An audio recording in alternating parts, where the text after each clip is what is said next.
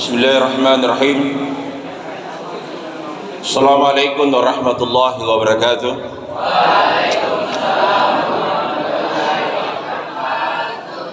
Alhamdulillahilladzi 'allama bil qalam 'allama al-insana ma lam ya'lam.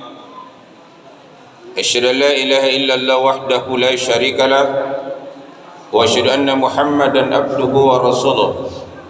Allahumma shalli wa sallim ala sayyidina Muhammad wa ala alihi wa sahbihi ajma'in, amma ba'd. Syukur alhamdulillah sebagai ucapan penghambaan diri kita ke hadirat Allah Subhanahu wa taala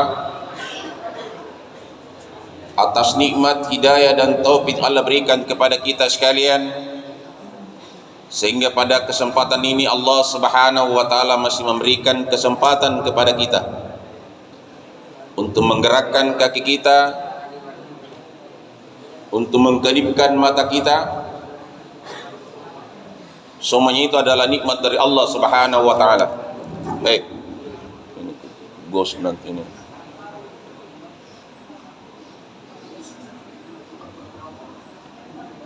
Salam dan taslim senantiasa kita peruntukkan kepada Rasulullah sallallahu alaihi wasallam, Nabi yang diutus kalam ini sebagai uswatun hasanah, sebagai contoh yang baik untuk kita teladani sebagai umat Islam. Tidak ada yang wajib kita contohi, hanya Rasulullah sallallahu alaihi wasallam. Jangan sampai anak sekalian yang dia contohi adalah artis yang tidak pernah injak masjid, yang tidak pernah sholat. Yang diperintahkan kita contohi hanya Rasulullah sallallahu alaihi wasallam yang diutus kalam ini sebagai rahmatan lil alamin, rahmat bagi sekalian alam. Maka untuk mencontohi Rasulullah kita harus mempelajari Al-Quran dan hadisnya Rasulullah, karena akhlaknya Rasulullah sallallahu alaihi wasallam adalah Al-Quran. Hadis adalah menjelaskan isi daripada Al-Quran. Makanya pada zaman Nabi tidak ada yang namanya tafsir.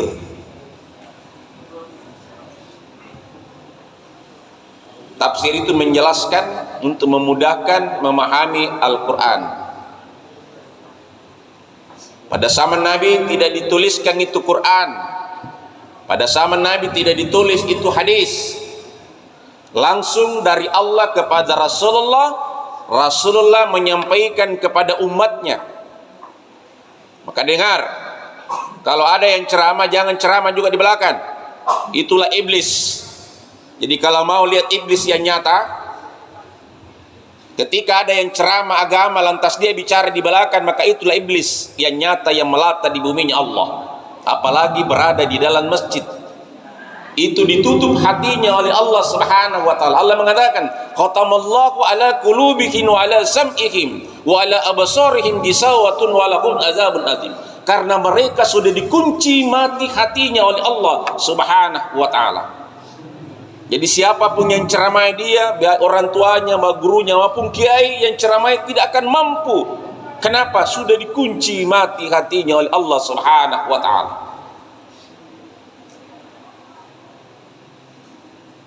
Jemaahku sekalian, pergunakan pendengarannya ketika diberikan siraman rohani, pergunakan penglihatannya ketika membaca Quran. Karena banyak orang yang mau mendengar sudah tidak bisa mendengar. Banyak orang yang mau melihat sudah tidak mampu melihat. Banyak orang yang mau salat datang ke masjid tapi sudah lumpuh. Buat tidak ada lagi. Ini gratis semua diberikan Allah kepada kita. Pernahkah Allah minta bayaran kepada kita tentang pendengaran yang kita pakai?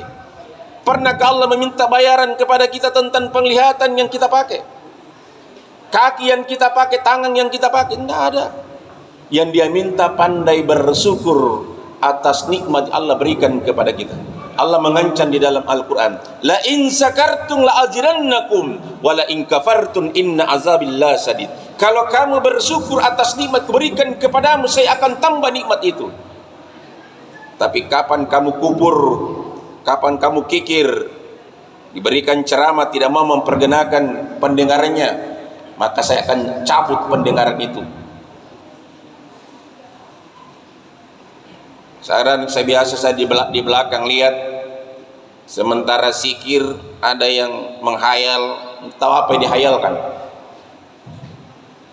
Ada yang kukunya yang selalu dia bersihkan, ada juga HP-nya saja yang dia lihat, tidak berzikir. Anakku sekalian, masuk di sini untuk digembleng, untuk dididik bagaimana menjadi anak yang soleh, anak yang taat, anak yang patuh, supaya kita selamat, gurunya selamat, orang tuanya selamat, anak-anakku sekalian selamat. Itulah tujuan kita menjadi siswa man satu golaka, supaya kita selamat di dunia wal akhirah. Pagi disuruh salat duha, sudah itu disuruh tadarus, sudah itu disuruh zikir, sudah itu dipergunakan lagi mendengarkan siraman rohani.